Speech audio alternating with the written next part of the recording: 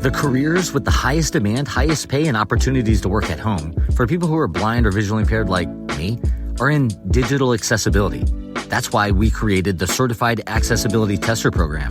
That's right, Accessibility Officers, 14-week instructor-led, fully remote, online digital accessibility job training program. It's a VR program where you get trained, you get certified. Guess what? You get a job. So to find out if you qualify, go to accessibilityofficer.com. Howdy, and welcome to episode 143 of the Eyes Free Sports podcast. My name is Greg Lindberg. On this episode, we are doing something a little bit different. We're talking about birding for the blind and visually impaired. And so our guest is a woman from the great state of Michigan who has a program specifically for the blind and visually impaired when it comes to identifying birds and really just getting outside to enjoy nature.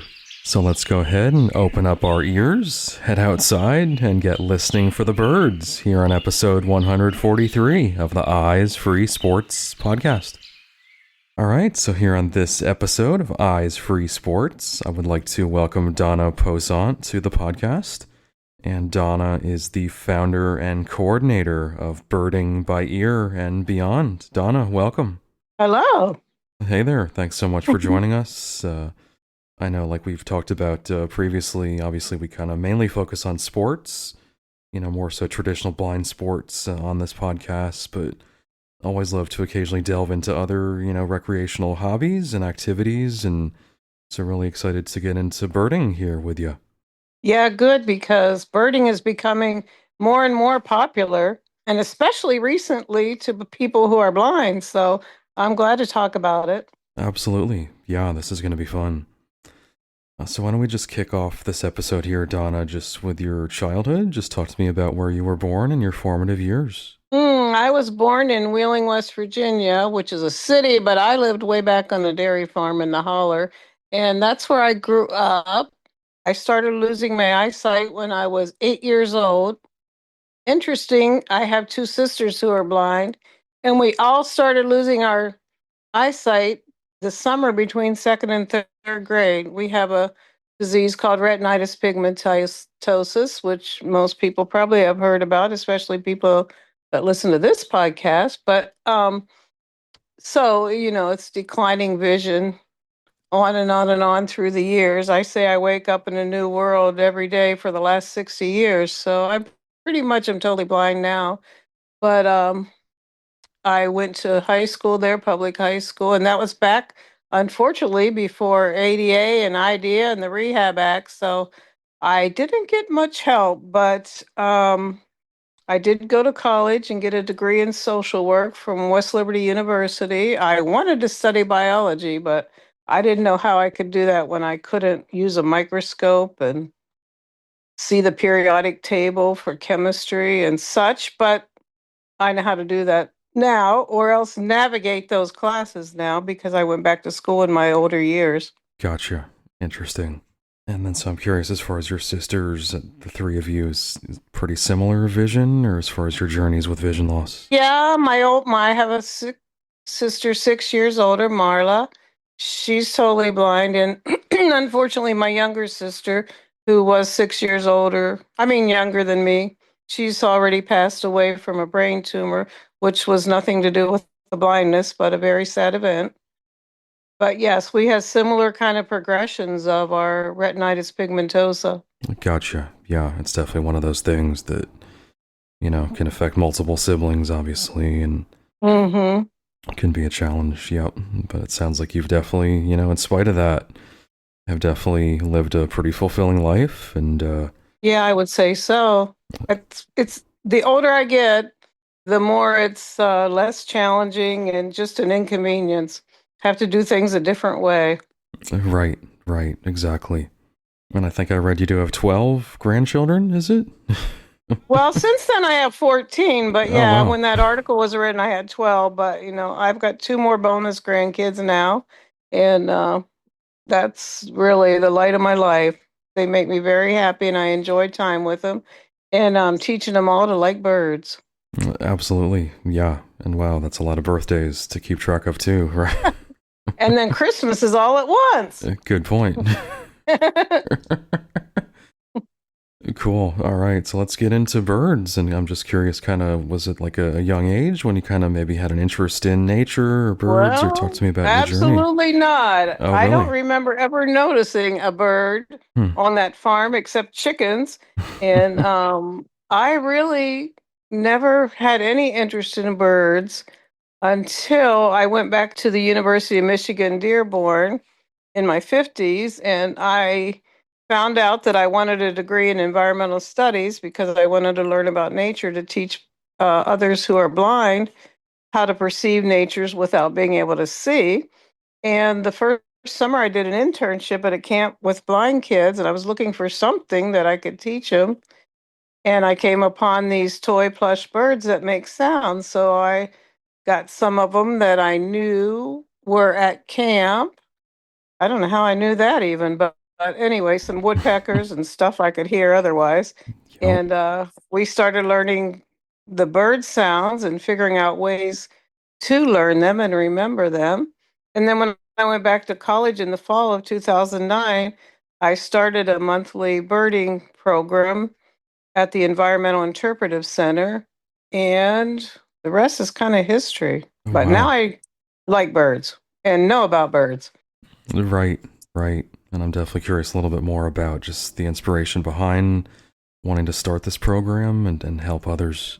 Well, I just, especially at that camp, I volunteered at that camp before I worked there, and we would go swimming or we would go do arts and crafts, but we'd walk through the woods to get to those places, and I'd hear birds and woodpeckers, and I wanted to know about that stuff. And I just thought it was unfortunate that we weren't studying those kind of things while we were out in the woods where they were right there, because, of course, most people are from the city and they would not otherwise have that opportunity. So I thought, wow, let's take advantage of this situation and figure out how to learn what's going on here in the woods. So I myself didn't know. So I went back to school and I said, I don't even know what I want to study. I don't know what it's called, but I want to learn about nature. So they hooked me up with Dr. Oren Gelderloos, who was the head of the Environmental Studies Department and the director of the Environmental Interpretive Center, which he founded. And he said, I don't know anything about being blind, but I do know about nature. So I think together we can get it done. And we did. And in fact, I took my first field biology class in 2012. And then for about 6 more years after that, I joined him in field biology because he was losing his hearing. So I would hear where the birds were, and then he would teach the students about it. So I got a big dose of field biology, which helped me learn about all kind of aspects of the natural world, like, flowers and insects and frogs. And so when I graduated in 2015, they asked me to come on staff as a naturalist and continue my program. And we called it Birding by Ear and Beyond, because we do learn about other things, with birds being our number one focus, but we learn a lot of other subjects in the natural world. Nice. That's wonderful. And tell me a little bit more about just kind of is it like monthly meetups that you guys have done? Yes, we meet on the second Saturday of the month at the Environmental Interpretive Center, University of Michigan, Dearborn. A couple times a year, we do a whole weekend, like in February when Cornell and the Audubon sponsor the Great Backyard Bird Count, where people count birds all over the world for 4 days. We gather in a lodge or at a camp or somewhere and count birds every day, but we do a lot of other fun things like dissect owl pellets and learn other things about birds. And in the fall, we'll probably have a pumpkin patch party and we'll learn a lot about owls at that time and whatever seasonal then. And this coming month, June 14th, we are going to do a pond study.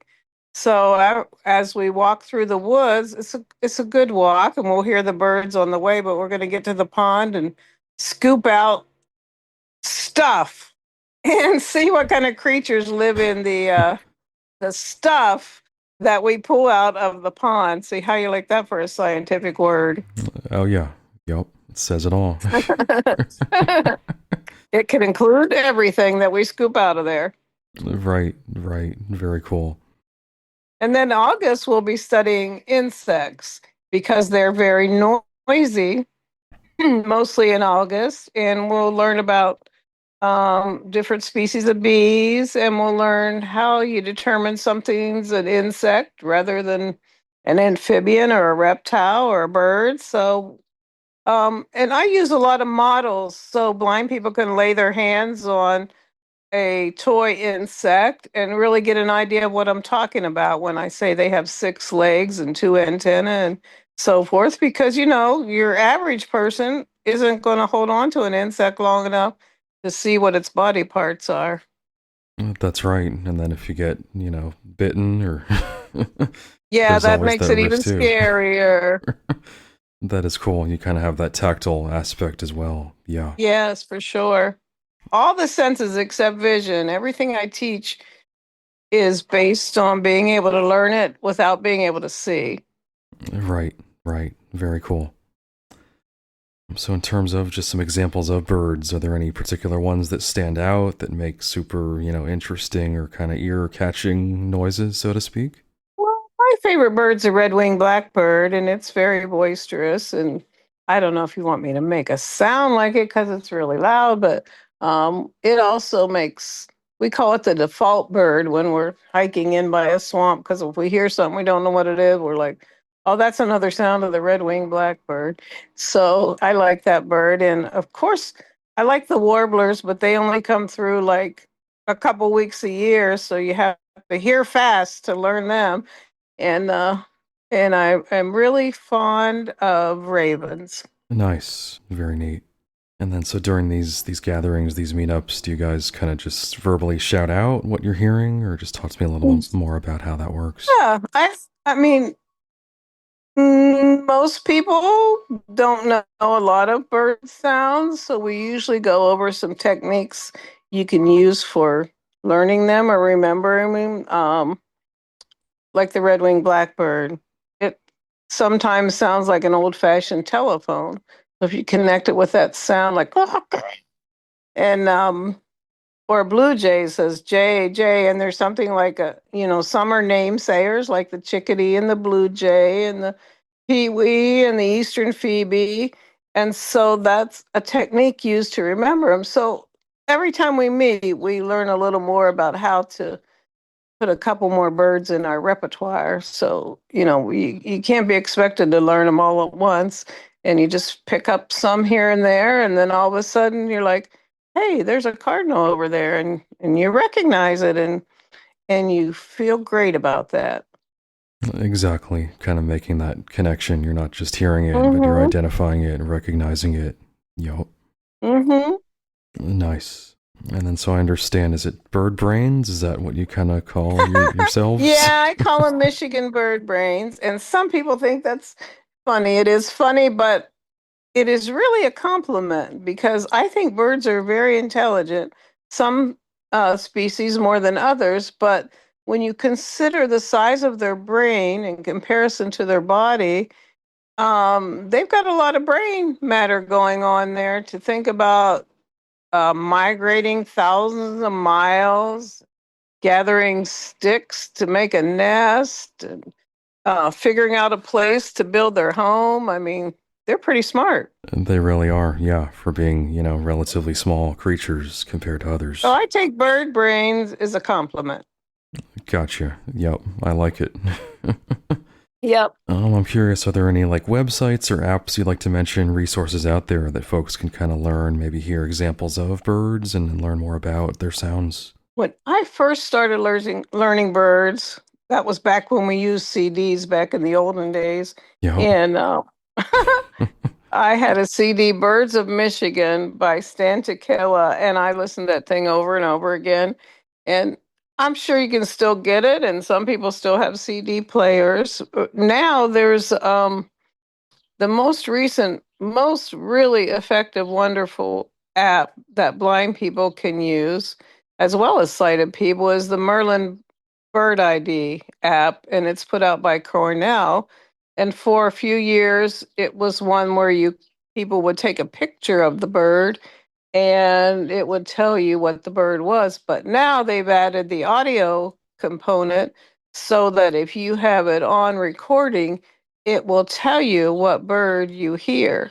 And first I thought that was like cheating, but I don't think that anymore because, like, if I think I hear a cardinal and then a few seconds later, cardinal pops up on the list of birds, it just reinforces what I thought I already know. And if I was wrong, I want to know that too. So it's really a great app, and it is quite accessible for blind people, which is different than most apps that are out there for birding. That's excellent. Yeah, I'll definitely include a link to that app in the show notes for folks to have as well. Just a little more about the group activities, the gatherings. I'm curious, like the demographics of the folks that you get to come out, and what would you say they enjoy most about the whole experience? Well, one thing we have is a butterfly garden, and we've planted different plants in there that are edible and smellable, and we figure out what they are by taste and smell, and we take care of that during the summer. And people really enjoy that and really enjoy saying, "Oh, here's some plants you can actually touch, and you can even taste them if you want to." And eventually, hopefully, the butterflies will come and lay eggs on them, and then we'll have some caterpillars. We've never actually found a chrysalis yet in our garden because I think the birds find the caterpillars before they can metamorphose into something else. But we keep hoping we'll get some butterflies. But we're providing a good habitat for butterflies and ultimately helping the birds, which we also like to do. And we have a well, I mentioned the pond. Next week we're going to do a pond study. We've actually not done that before, so it's going to be an interesting investigation.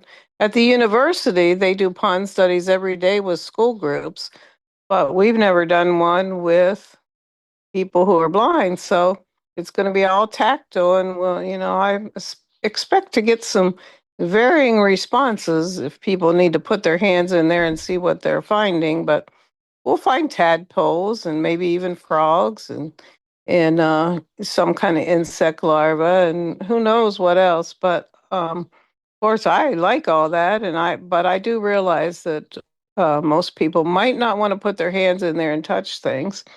And there's a lake there, and we usually hike around the lake, and there's different kind of habitats. There's a marsh, and we go in there and we learn that there's different kind of birds over in there, like the common yellowthroat, and birds that like more swampy type area, like the red-winged blackbird.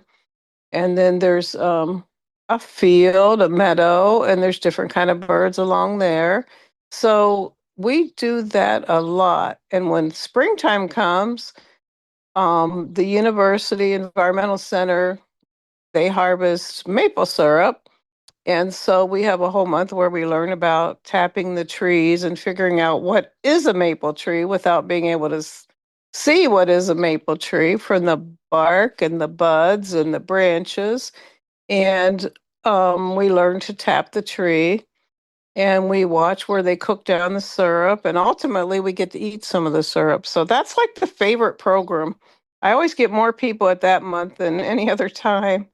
Then when we have the weekends, I tend to get more people from various parts of the state because, of course, they're willing and able to travel somewhere for a weekend easier than they are able to just come for a Saturday from a couple hours away. So the weekend events are very popular. We did one recently at a campground in Battle Creek, Michigan, which we'd never tried before. And that was right at the time when a lot of warblers were migrating through. So we got to hear them and we got to confirm what we were hearing because we were using Merlin. And bonus, there was a pond there with different species of frogs, like the gray tree frog and the bullfrog and the green frog. So we got to hear that, especially at night. So that was just a bonus for the weekend, and people enjoy that. Nice. So a lot of variety as well. It sounds like not just birds, like you're saying. It's the beyond part as Mm-hmm. well. Yep. Mm-hmm. And we planted some herbs and we played games, and there was a nature center there where they got to experience holding a snake if they wanted. And so different kinds of different aspects of the natural world. Right. Right. And do you kind of get all ages that come out for these? Or Yes, yes. nice. I used to have mostly children, and then COVID time, we were on hold for a couple years, and some of those kids aged out and now they're adults, but they still come back. And at the moment, mostly adults, but I'm hoping to meet some new children who are blind and their parents and start helping them understand about nature. Exactly. Yep. And in general, why would you recommend, folks listening to this get involved in whether it is birding or any kind of, recreational, perhaps outdoor activity for the blind? It doesn't necessarily have to be birding, but it is very important to get outside and breathe that air. It's not so fresh air at the moment because we got some smoke coming over from Canada where we live. But in general, it's very good to get out there, get your fresh air, and hear the birds singing or the frogs or whatever. Just get out there. It's good for peace of mind, number one.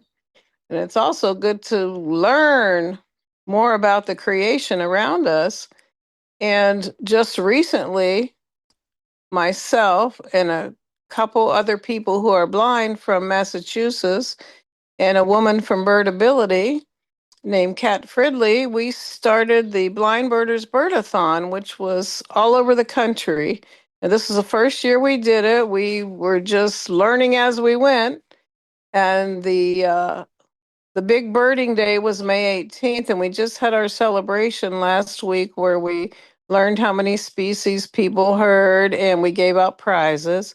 And there were close to a couple hundred participants from 34 states and Washington, D.C. So it was a huge success. But, the main thing was trying to encourage people to get outside because people did it who had never noticed hearing a bird before. They were just curious about it. And some of them went with other groups of blind people, and some of them went with sighted people who were birders. And it was just all kind of various combinations.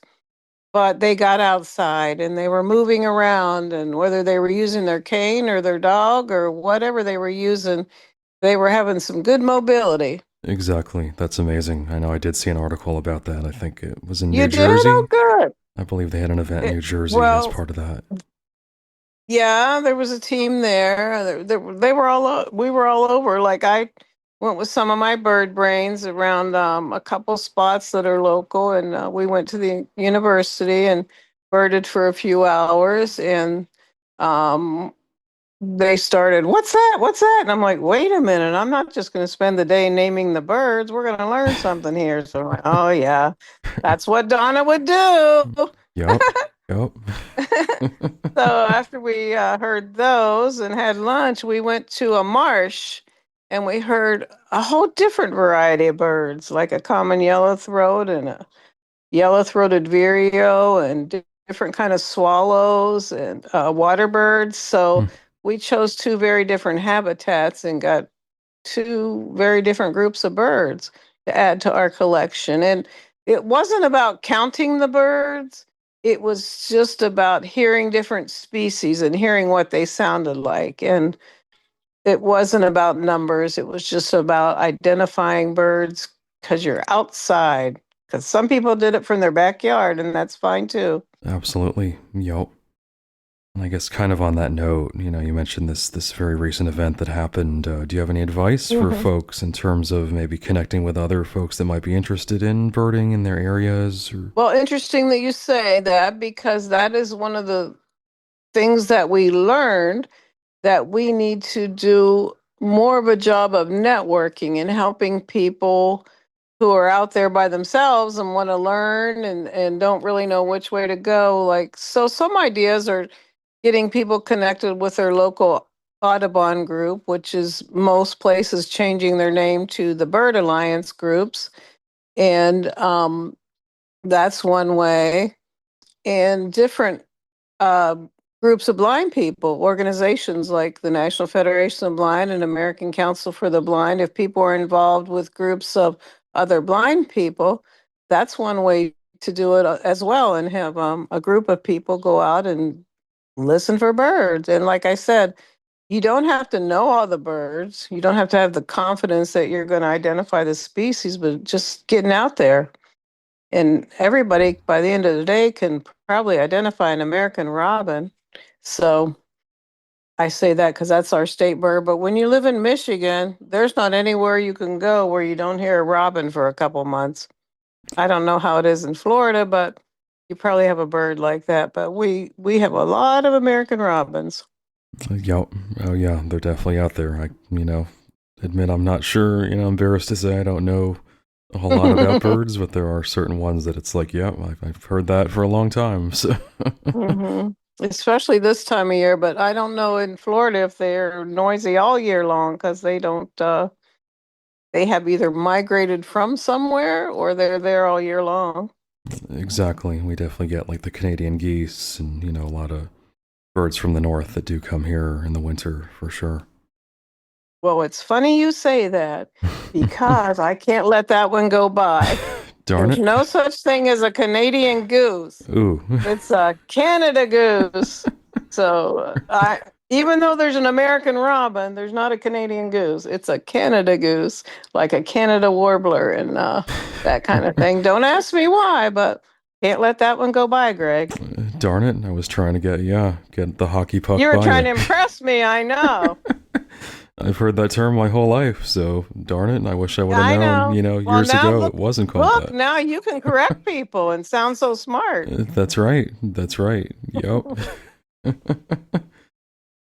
So I know you did mention the National Federation of the Blind. I know you've been involved for a long time with NFB. If you just want to talk about your roles in that organization as well. A long time. I joined in 1978, which I think is about 47, 48 years ago.